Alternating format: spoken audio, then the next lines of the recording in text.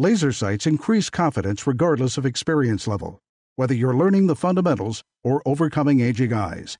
Crimson Trace, making laser sight standard equipment. Visit crimsontrace.com to find a dealer near you.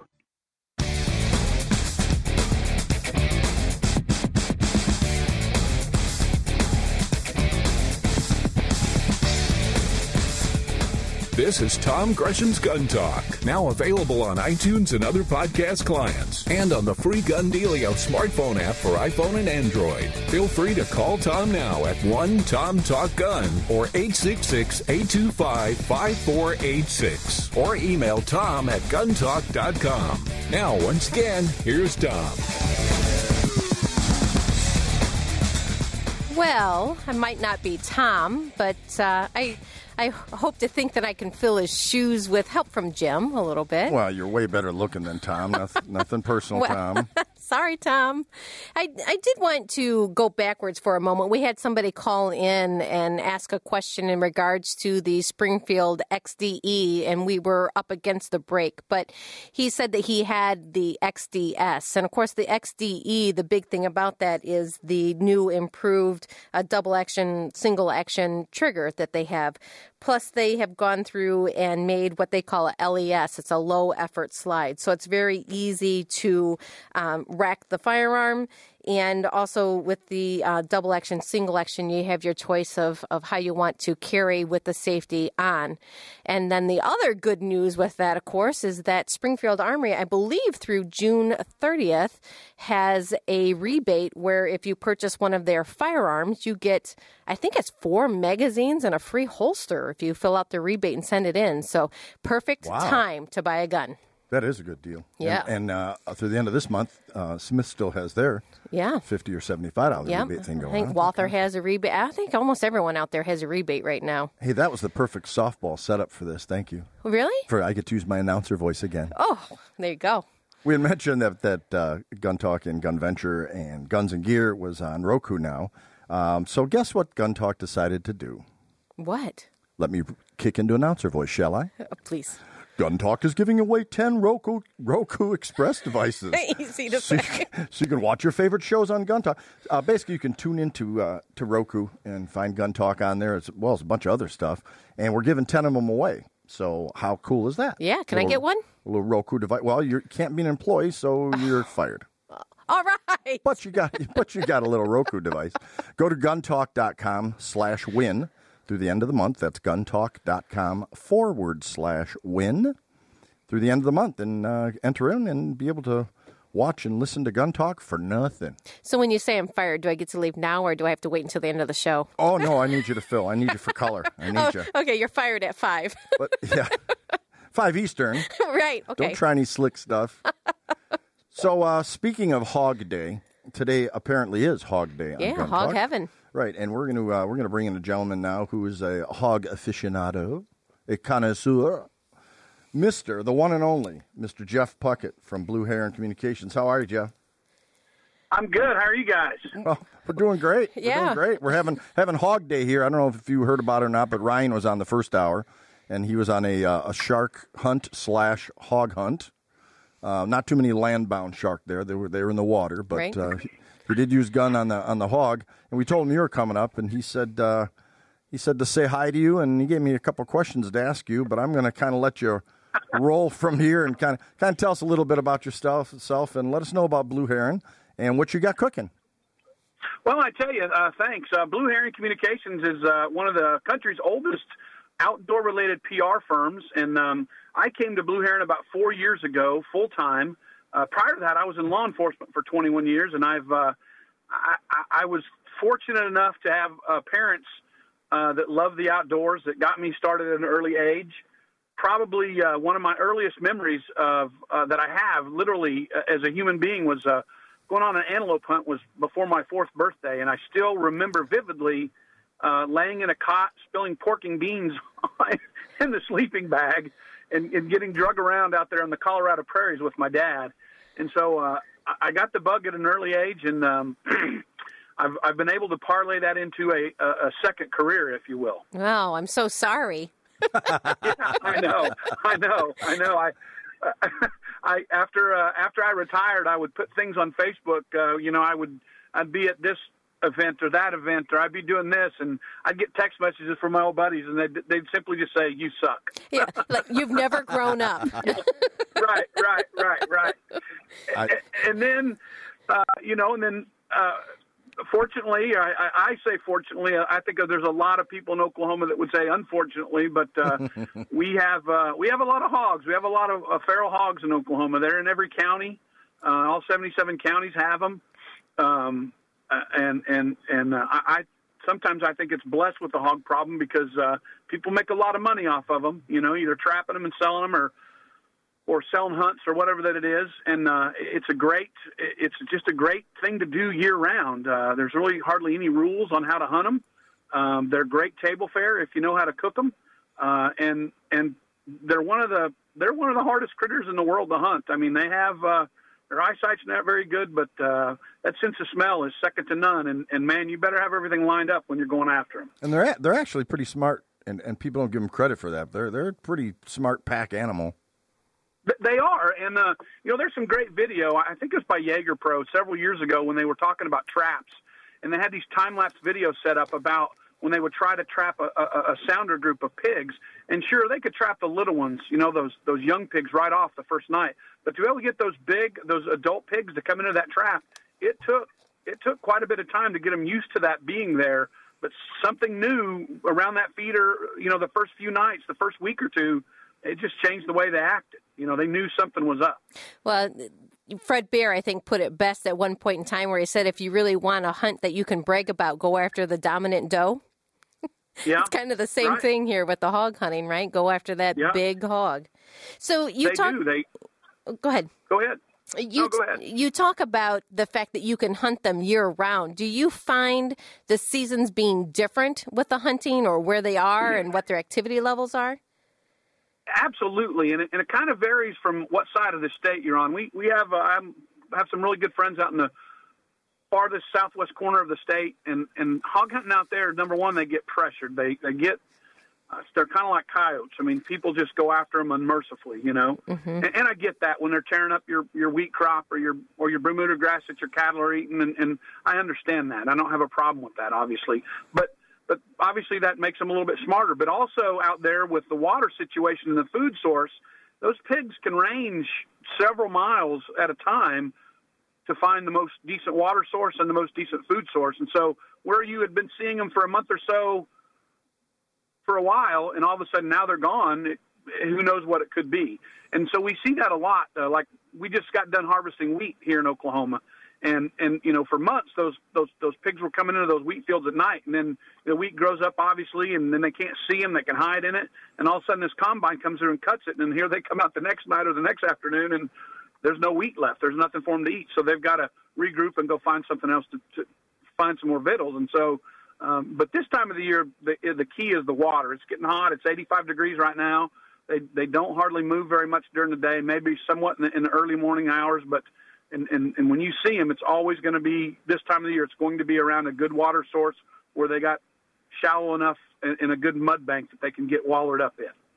So does that change, public versus private land? I am not familiar with what you have there in Oklahoma as far as you said it's not really regulated, but you have to seek permission. So the hunting pressures, do you find a difference on the public lands versus private lands? Or if you approach a farmer, are they readily acceptable of somebody coming in and helping deplete that population? I've never heard of a farmer saying no if he's got pigs, of telling anybody no, he can't hunt unless he's already got it leased out. Matter of fact, several years ago, the Wildlife Department started a thing on their webpage where they were trying to get farmers and ranchers in touch with pig hunters, if that made any sense. And they would set up like a deal, put your name and address here if you've got pigs, and the hunters can come contact you. And it was my understanding they had very little success with that. No, I think everybody was leery of putting their name and address and that kind of thing on there, that they'd get bombarded with other things. But and as far as the public land goes, we do have quite a bit of public land in several wildlife management areas. And the rules are a little bit different on there than they are on the private land, like the hunting at night and things of that nature. There are rules that you can't do it on the public land. And then of course, during deer season, you got to have the filled or unfilled deer tag if you're out there hunting them. But again, it's, just like anything on public land, they're going to get pressure and they're going to move off of it or move around deeper into it. It depends on how big the public land is. But right now, if there's pigs and there's water, that's probably where you're going to find them. Now, there's no limit or anything, is there? No, there's no limit. You can kill every single one of them if you want to. No bag limit. Yeah. Okay. And my highest in one evening of shooting is a 7. We've done that twice down on our farm. Me and one other guys. We've done it twice. So you got everything's got to kind of get lined out just right. But you know what I mean? Yeah, I mean. But it can be done. So what kind of gear are you using, Jeff? Are you using rifles? You using shotguns, pistols? Where are you going with this? I've killed them with handguns before. Matter of fact, the biggest boar I've ever seen and ever shot we guessed him to be over 400 pounds. Wow. I will tell you that I had the shoulder mount done on him, and it took the biggest form that the taxidermy supply place had. I bet he's beautiful hanging somewhere. It is. He was not allowed to stay at the house. I was gonna take him the picture of my daughter down and put it above the mantle, and I was promptly told no, I could not. But can't imagine why. I tell you, before I hung it up, though, it was in my office, but I had it in my recliner, and it was just sitting in the recliner. Of course, snout up. It was as tall the base was sitting where you would sit, and it was like his snout was sticking above the top of the recliner. That's how big it is. All right, hey, Jeff, stick with us just 1 second, Jeff. We got to cut to break here. We'll be right. Okay. We'll be right back. We'll be right back with a little bit more gun talk with Jim and Michelle.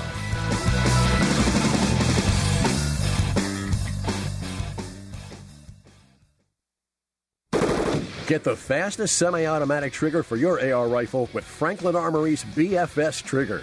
The binary firing system offers a 3-position selector for binary, semi, and safe modes. In binary mode, your AR fires 1 round on pull and 1 round on release. Works in any AR, is easy to install, no paperwork needed. 100% U.S.-made, patent pending. The BFS trigger from Franklin Armory.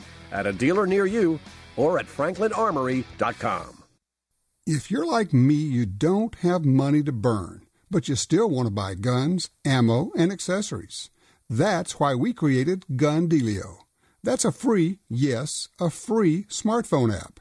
Just download it and start getting the deals. Could be discounts, offers of free magazines for your gun, or you could be the first to hear about new stuff from gun makers. Here's how it works. With GunDealio on your phone, you get alerts when you enter a gun store. Special deals, You don't have to do a thing. It'll do a lot of other cool things, like let you watch gun videos and listen to Gun Talk podcast. Plus, check it anytime for hundreds of deals and offers. Getting more while spending less. Smart, huh? GunDealio. Made in America. Gluten-free. At the App Store and Google Play or GunDealio.com. Legends aren't born legendary. They are proven legendary. Like the new FN 509 handgun. A direct result of over 1 million rounds of testing and a direct descendant of over 125 years of legendary FN firearms. The world's most battle-proven firearms. The FN 509. A legend in the making. Find out more at fnamerica.com. What's important in a gun safe? Security, reliability, safety, good looks? It all comes down to quality. Quality that's built in from the beginning. Liberty Safe has made quality products for 29 years right here in the USA. Trust your guns, your valuables, and your safety to Liberty Safe. Did you ever regret buying quality? I didn't think so. Get the best. Whatever your budget, get a Liberty Safe. LibertySafe.com.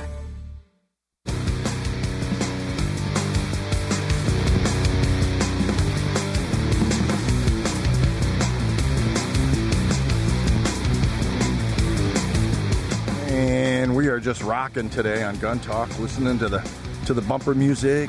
Yeah, I got my head going. Yes, you do. Yes, you do. We're talking to Jeff Puckett from Blue Heron Communications. hog hunter extraordinaire. Hey, I got a couple questions for you, Jeff. Come on. I've only hunted one time in my illustrious career. I hunted whitetail one time, and it was very cool. All right. But I have no clue. I'm very intrigued about hog hunting, and I'd like to get a novice, some advice for a novice. If I was going to get into this, what's involved? What would you recommend? Whether it's shotgun or rifle or any other ancillary gear I would need. Well, I would think similar to deer hunting, you're going to need. I recommend a rifle of some kind, whether it's a bolt action or semi-automatic. That's up to you. I mean, you obviously, depending on what part of the state in Oklahoma you're going to shoot at, is going to depend on how far a shot you can have. Right. But you're probably going to be 50 yards and out. Obviously, you can get closer to them. I've been much closer to them than that, but they are, unlike a whitetail, they don't have the eyesight like a whitetail does, so they're a little bit easier to get up on if you have the wind. But again, as soon as that wind changes and they even think they smell you, they just bolt automatically. It's pretty amazing to watch them do that. Sure. So pretty much everybody's using rifle. Nobody's using shotgun slug. Not very many, and I've done it. I've killed them with a shotgun slug before. We've walked them up in sloughs and around some farm ground, and you're just close in shooting kind of stuff, and so that's just what worked best. And plus just somewhat safer, if that makes sense. We got a herd of guys out there pushing things. You know what I mean? Mm-hmm. But a rifle probably, and there's always this talk about is a 223 enough? And obviously, if you're going to be ear shooting them, that's fine. And if it's not a very big one, it's probably fine to shoot them in the shoulder. But I've seen a lot of them shot with a 223, and you never recover them; they just run off. Wow. So I'm a fan of 243 and up. 25-06, 270, 300 short mag does a heck of a job on them. I've seen them what I thought was a great shot on a pig. A good shoulder shot on a pig with that short mag, and they'd run off. Now you'd find them 30 or 40 yards, but I was surprised they just didn't go right down. They absorb a lot of punishment. They do. What about the bow enthusiasts, Jeff? Have you seen anybody out there hunting a lot with any kind of bow? Yeah. Oh, yeah. And same deal. The thing about a pig, though, and I'm not a bow hunter. I've killed some deer with some crossbow, but I'm not a bow hunter very much. But the thing about a pig is their vitals are far forward, up behind that front shoulder. So a lot of times when people, especially people don't know, if you're shooting at a pig where you'd shoot at a big game animal, you're trying to slip it back behind that front shoulder. You can gut shoot them pretty easy, and so that those pigs, those mature pigs, will have all that gristle and stuff on their front shoulder, and so I don't know. Some of the TV shows and some of the guys I've talked to said it's pretty easy getting at one side, but you don't obviously get a double two holes on a pig on an archery. But again, absolutely, you get a good quality arrow and a broadhead, and I wouldn't hesitate doing it. Right. And I know there's a lot of them. I would imagine they get shot like that every deer season that comes slinking under a deer stand, Well, and that's what I was just going to ask, too. How many people are out there on land versus being up in an elevated or tree stand platform? Right. So I would imagine this is where the poundage of your bow comes into play, not just whether or not. Yeah, and the quality of the arrow and the broadhead. And that is one of the cool things. As a matter of fact, I'm talking with a gentleman this week. I donated a hog hunt down on my farm to a National Wild Turkey banquet last year, and he's bringing his two boys out. It was for a father-son, but he's bringing his two boys out, and they're going to shoot pigs, and he wants to bring his. He asked about, later, can he get his wife out there? She likes to crossbow hunt, and I said, yeah, and that's one of the good things about hunting pigs with a bow, though, is being that they don't have the eyesight like a whitetail, is they are a little bit easier to spot and stalk. You can, if you're careful and you're walking, and you can get up on their beds or you can get right up on them. Again, as long as you got that wind in your favor, you can get right up in their wheelhouse. Are you guys seeing a lot? I mean, obviously, nationally, the suppressors are catching on, and that's really where people are going. Do you see a lot of suppressed hunting in your area? I really don't. I do. I hunt with a suppressor some on a 300 blackout and a 308. But I'm just going to tell you, I'm not a fan of hunting with subsonic ammunition. I've shot several pigs with subsonic ammunition. Unless you shoot them in the head, it's, again, good luck recovering them. They just don't, and it's not that quiet anyway. So when you shoot them, it's loud enough that it's going to scare the rest of them, and when it smacks the pig, that for sure scares the rest of them anyway. So it's still usually just a one shot or the other running and follow-up shots anyway. So if I do shoot with a can, I'd go ahead and shoot hypervelocity bullets, and that way I have a better chance of recovering them, and then it just kind of saves my hearing protection. Jeff Puckett from Blue Heron Communications, thanks so much for stopping by Gun Talk today and possibly creating a new hobby for me. I'm going to have to head a little south because we don't have too many hog up in northern Ohio, although I understand they're getting into Kentucky now. Yeah, southern Ohio, they Southern say. Ohio, yeah, so, a little bit. You guys come on down. We'll get after them. Don't be surprised if we call you on that. All right, come on. Thanks again, Jeff. You bet. We'll see you. Take care. Oh, wow, that's cool. I mean, I just got so many questions. I know, you were hoping they would say, no, you need to bring your GT20. Yes, I did. Actually, I had a couple questions about inertia versus gas shotguns, but we're going to have to get Jeff back on right away. Right now, I want to scoot down to Texas, and since I'm the one pushing the buttons today, I'm scooting down to Texas. All right, do it. We're going to talk to Benny. Benny, how are you doing, buddy? Hey, Jim, I'm doing great. You and Michelle are both doing a wonderful job while Tom's gone, and I love it when you push my buttons in the after show. So. Well, you had it coming to you. What's this question you have for Michelle about a 38? Yeah, I do, because I still haven't got myself that 327 Magnum. My dad has given me a Smith & Wesson Model 64 in the 38 Special. Mm-hmm.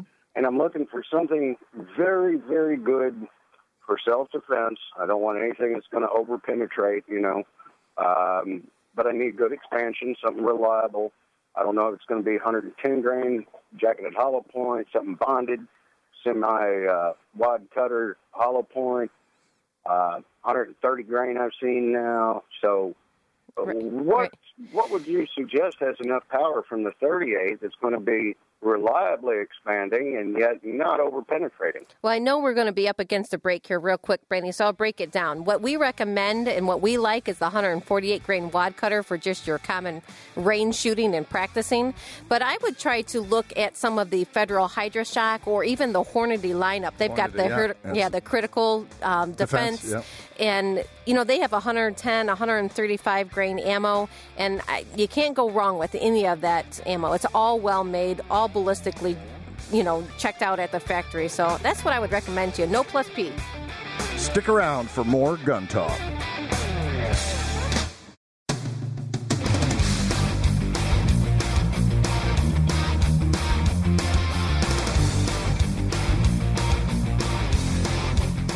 Gun Talk encourages you to support the local sporting goods store, gun stores, ATV dealers, and other local businesses in your area who advertise on this station and Gun Talk. Only together can we protect our rights. You're listening to Washington Times opinion page regular contributor Tom Gresham.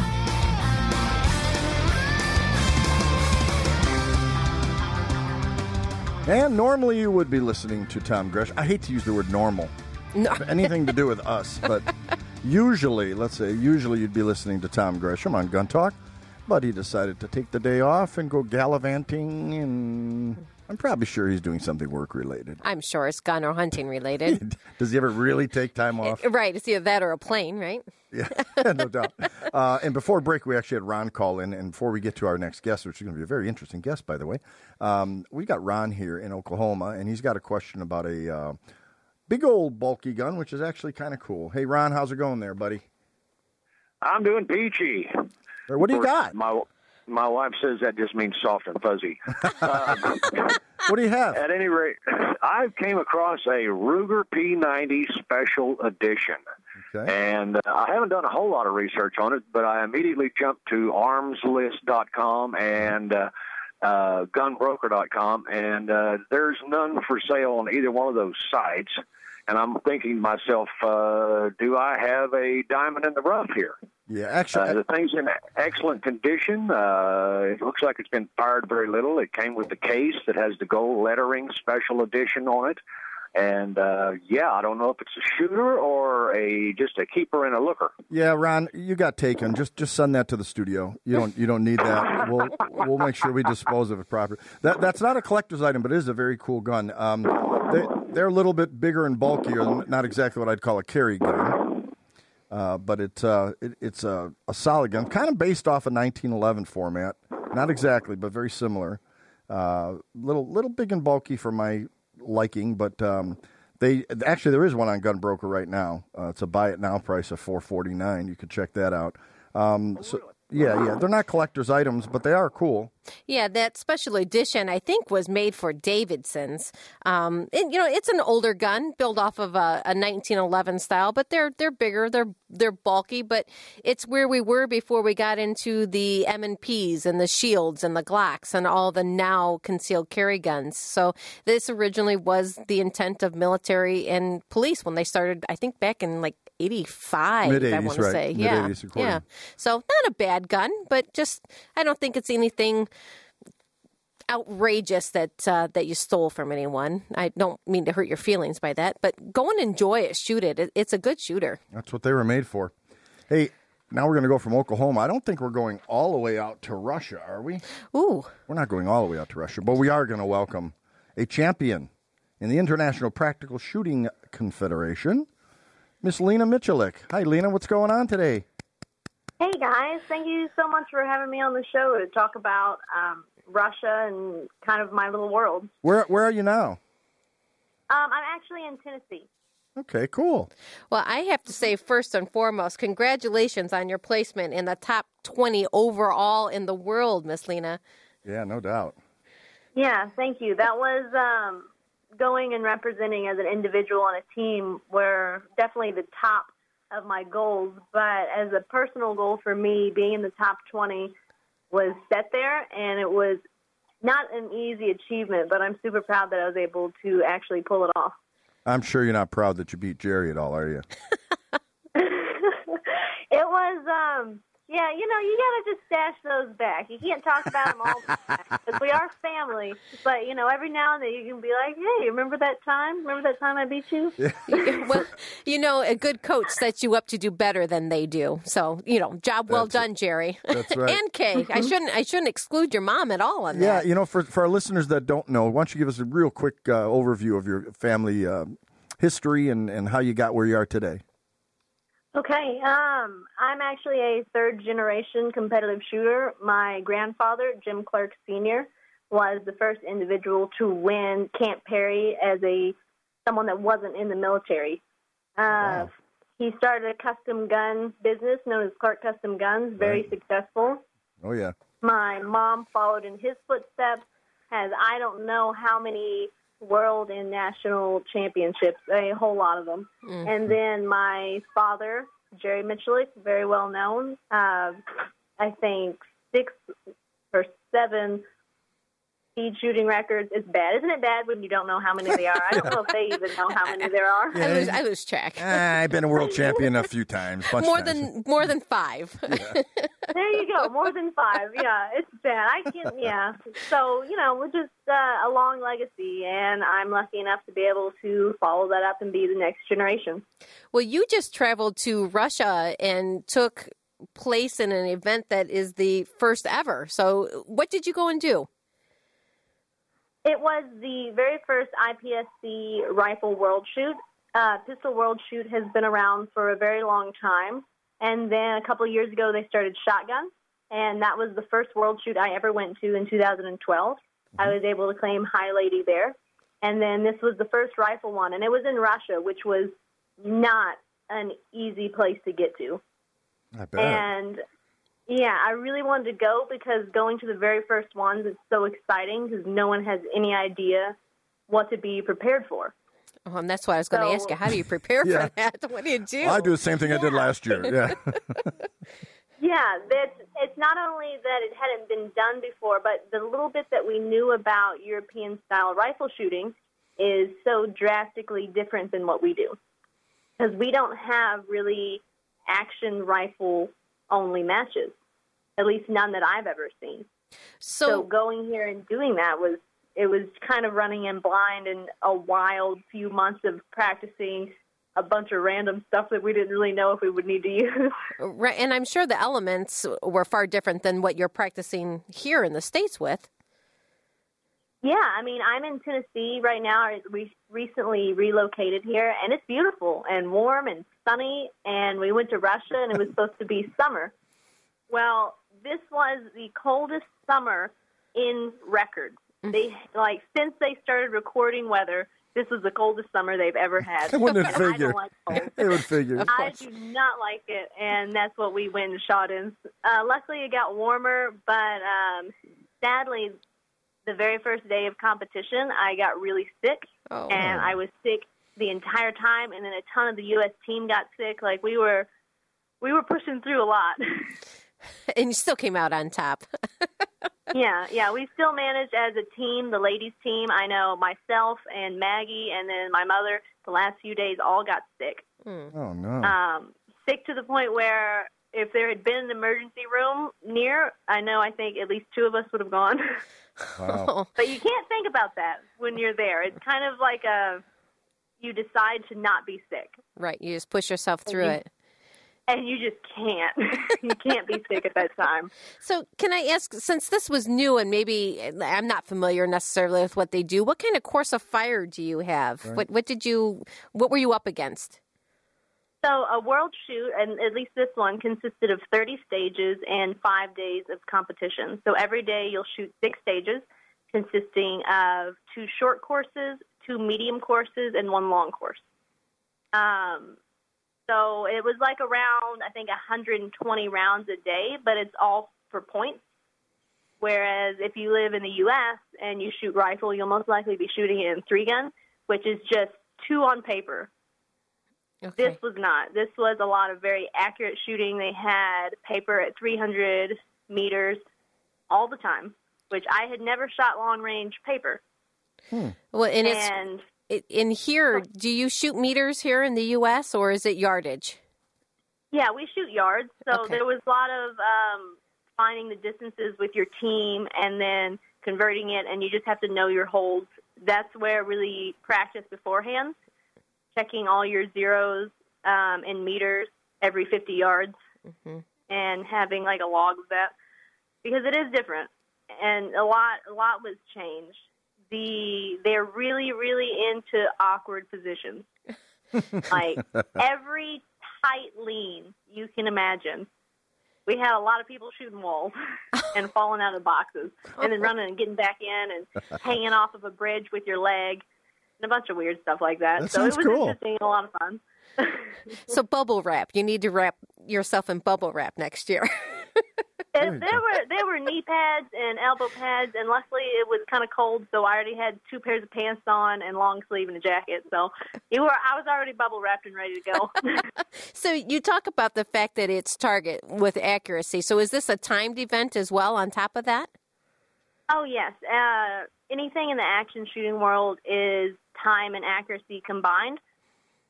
So speed was very important, but accuracy was something that you could not waver in. Every target is worth a possible 10 points if you hit it in the alpha, which is the center of the target. And then as it goes out, it drastically loses points. And then if you only have, say, 1 hit on the target and a miss, you've lost so much. So misses were incredibly difficult. And they had swingers at 100 and something yards, really quick swingers, which we'd never done before because we don't have things like that. So there were a lot of like running down, because the ROs, once the range is clear, you're allowed to go down and look at your targets. So there's a lot of like standing and hoping that you'll see the little guy signal for 2 alpha, and then sometimes you get a mic, and then you're like, no! So everyone takes off running down range. You go and look and check. But they were always right, sadly. They were always right. We're chatting with Lena Miculek. Lena, can you hang with us just for a bit?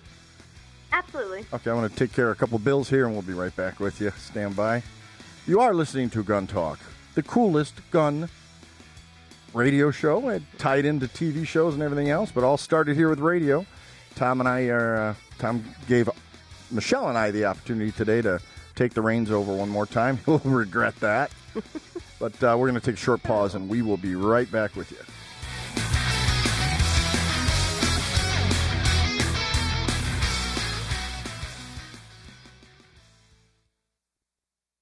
The Black Hills. There's nothing like it on Earth. The kind of place where characters become legends. Wild Bill Hickok, Crazy Horse, Calamity Jane. Pick any part of the world and you'll find people go there to make it their own. But this is where people come to get made. This is the place that made the people who make the best ammo on earth. Black Hills Ammunition. The .45 Auto, also known as the 1911, is the standard other defensive pistols are measured against. No matter what pistol you carry, techniques developed around the 1911 are vital. You know you need training, and you know your concealed carry class definitely was not training. Now Gun Talk presents an exciting DVD, Fighting with the 1911 with Tiger McKee. Tiger's unique training style will have you drawing, moving, shooting, and running your gun better, no matter what style pistol you prefer. At ShopGunTalk.com, you can order our DVDs of Tiger's instruction. ShopGunTalk.com also has a 2-DVD set, including Concealed Carry 1. Get both for the information you know you need. This really is life and death. ShopGunTalk.com has DVDs, books, and other essential gear. ShopGunTalk.com. That's ShopGunTalk.com. Are you looking for a place to shoot? The National Shooting Sports Foundation has a great website called wheretoshoot.org. It's the largest database of shooting ranges on the internet. It's also a great resource for shooters where you can find video tips, printable targets, and a lot more. Find it online at wheretoshoot.org. And while you're there, download their free iPhone app. That's wheretoshoot.org.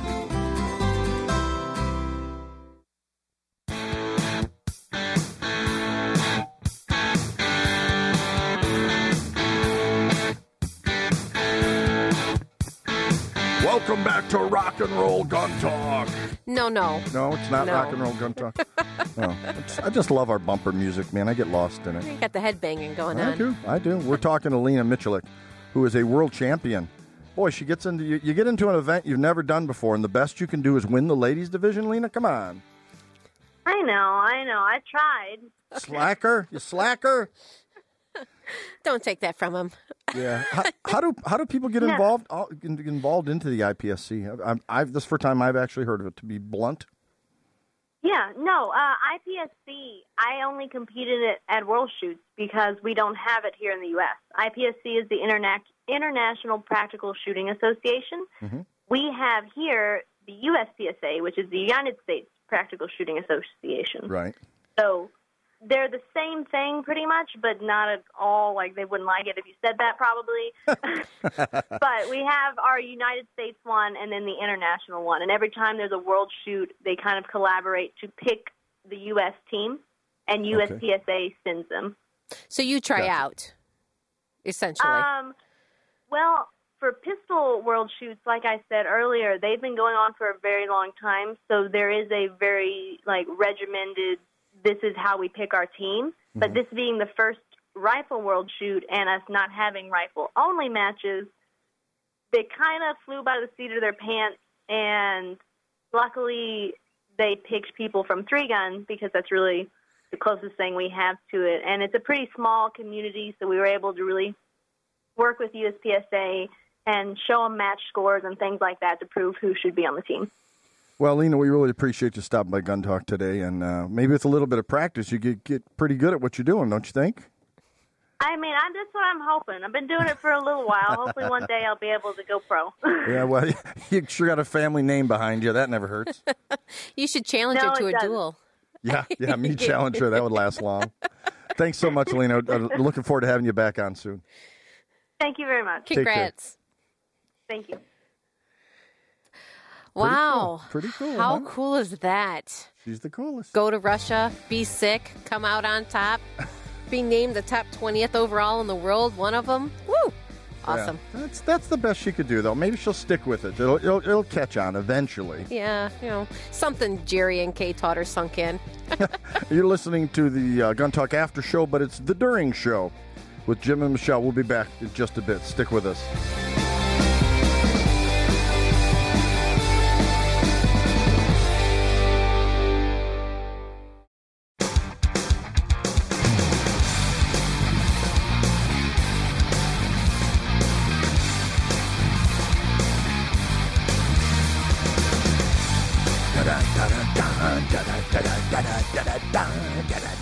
Oh, we got to get back to work. That's right. Stop dancing, Michelle. Tom would be offended if he saw the slacking going on. Yeah, yeah. Hey, speaking of slacking, what? Do you ever have anybody you just want to just smack across the head that has it coming to them? That's funny, Jim. You asked that. I'll be right there. Coming from me. Yeah, right. Check this out. This guy's in Indiana, Hobart, Indiana. He decides he's going to empty his gun, and he's going to point it at his kids to shoot it. Moron. He's going to point it at his kids to shoot it because it's empty, right? Well, it was empty. He pointed it at 3 or 4 of his sons, and nothing happened, besides him being an idiot. That happened. Then he loaded the gun and went out of the room, came back in forgetting it was loaded, and was giving his kids a gun safety lesson. Kids, you don't do this because guns can kill, bang. And he killed his daughter in front of his sons. Yeah. Now, obviously, he's got a loss. The whole family's had a loss. He's got 5 felony charges against him, which isn't enough in my book. People, come on, don't be stupid. Yeah, we talk about this all the time. Guns are always loaded. It's the first gun rule. They're That's right. always loaded. I don't care if it's a part and pieces on your table and you're cleaning it. It's loaded. Don't do stupid stuff, and it's never going to come back to haunt you. What's the worst case scenario? Right. You treat it like it's loaded and it isn't? Yeah, it's too safe. Yeah, yeah, right. Yeah, no one's ever complained of that. Yeah, so please just watch what you're doing, guys, because it's all preventable. All these things are preventable. Guns don't just go off on their own. It's preventable. Something else that was preventable in this week's news was in Memphis, Tennessee. Some guys decided to rob a truck that was parked outside Academy Sports. Mm-hmm. And they figure, well, they got killer tennis shoes. They got Jordans and Nikes and everything else. Well, they also had all kind of firearms. So we now have 67 firearms now that are missing, that are more than likely in the Memphis area in the hands of criminals. So you never know when and where. I'm sure they weren't anticipating getting a gun heist unless it was an inside deal or something. But wow. Yeah, so, and I'm sure that driver who slept through it while they creeped through his truck will have to respond to that a little bit. But bottom line is on the safety thing, guys, you can't be too safe. Just be, the fun happens. We know that. You go shooting, the fun part just happens. But safety's always first. It's got to be first, because without, I don't even want to go there. It's just too frustrating. We had Ron call in from Fresno. He had a question about a .38 special that was passed down through the family. Can't transfer because the original owner is now deceased and doesn't know how to go about doing that. Well, considering California is kind of their own country when it comes to guns, we suggest that he contact Cal Guns, because I'm thinking if anybody would know, it's those guys. The best source, yeah. Don't know their laws, right? Yeah, it's a weird place. I've got lots of family and friends in California, and a couple of them are in the process of looking to move on, even if it's Arizona, Nevada, somewhere. Right. And those aren't great states for guns, but they're night and day, You can at least apply for a permit. Yeah. Own a firearm or two that's not illegal because it has more than 10 round ability with the magazine. And we changed the color of the sights. Oh, Gosh. that's a new gun. It has to meet our registry. Yeah. It's ridiculous. So anyway, did you have a good week this week? I didn't even ask. We got so into the show, I didn't even ask. I know. Yeah, we did some pistol shooting last night, so that was a lot of fun, trying to introduce somebody new to it and try out a couple different guns. So 22s came out, and of course the 327 came out. Oh, and, I wonder why. Yeah, I know. I can't help myself. But yeah, it's always fun to introduce somebody new. You do that a lot. And you can't shoot too many rounds. But again, our focus was on the safety, making the gun safe before you went down range, and gosh, you just can't do it enough. Well, in addition to guns, we just talk a lot, but we also talk about lights and suppressors. We got a guy coming up that knows well about all those, as well as hearing protection. We're going to be chatting with Andrew Wright from Surefire here coming up in a minute. So give us a buzz, because we will have time for you, Tom Talk Gun, and we'll get you in and get you in between guests here. And I like guests because we always learn stuff, too. Right. Stick around for more gun talk.